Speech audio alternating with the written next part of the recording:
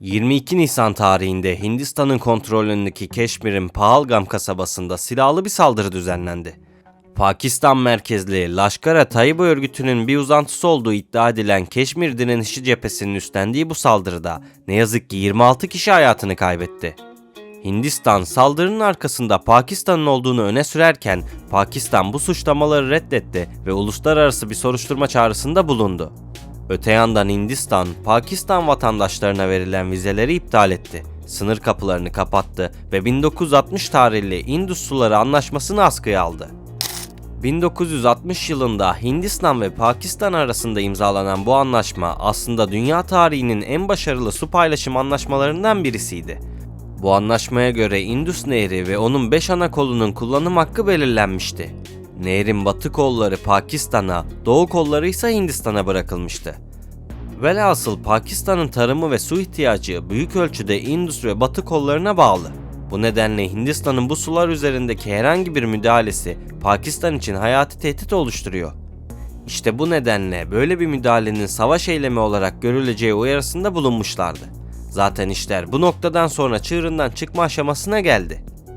Bu gelişmelerin üzerine eski Pakistan Dışişleri Bakanı Zerdari, "Ya suyumuz bu nehirden akacak ya da Hindistanlıların kanları akacak" açıklamasını yaptı.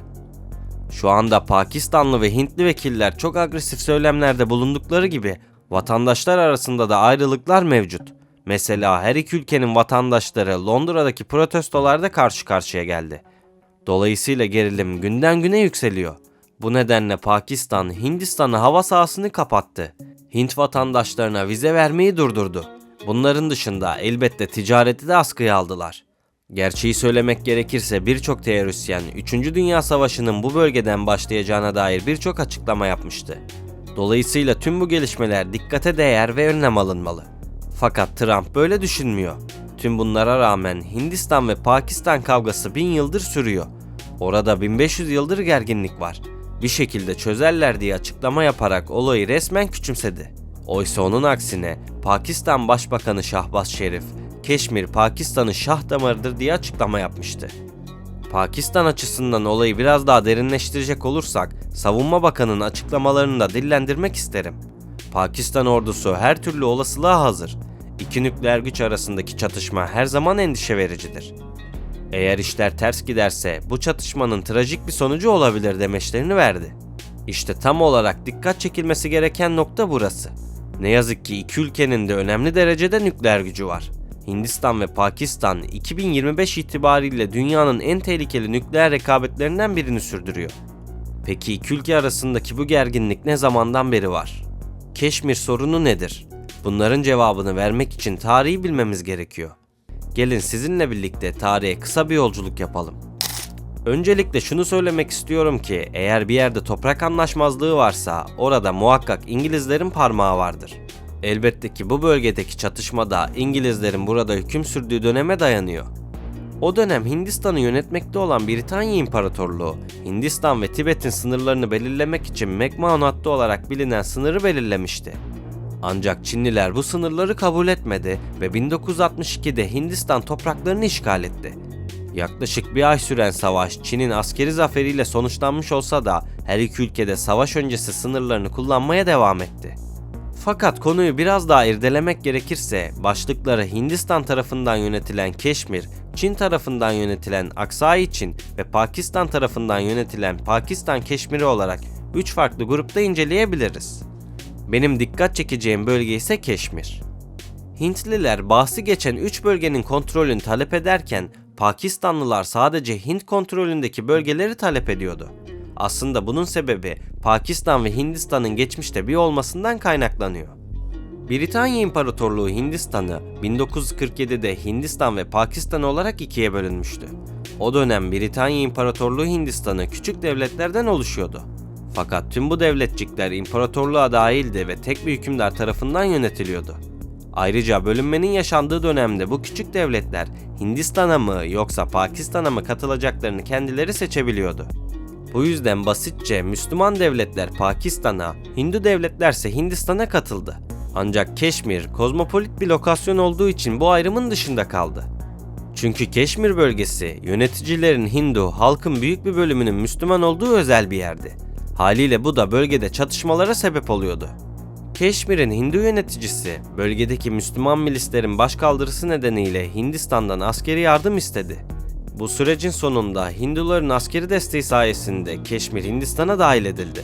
İşte bu durum Hindistan ve Pakistan arasında ilk Keşmir Savaşı'nı başlattı ve böylece Keşmir sorunu ortaya çıktı. Savaş Birleşmiş Milletler'in müdahalesi ve ateşkesle sonuçlandı ve bölge fiili olarak ikiye bölündü. 1965 ve 1971 yıllarında iki ülke arasında Keşmir merkezli iki büyük savaş daha yaşandı.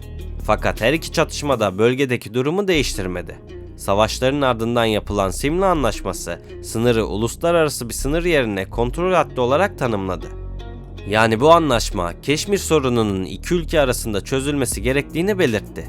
Fakat gördüğünüz gibi günümüzde bile iki ülke arasındaki gerilimler ve çatışmalar yaşanmaya devam ediyor.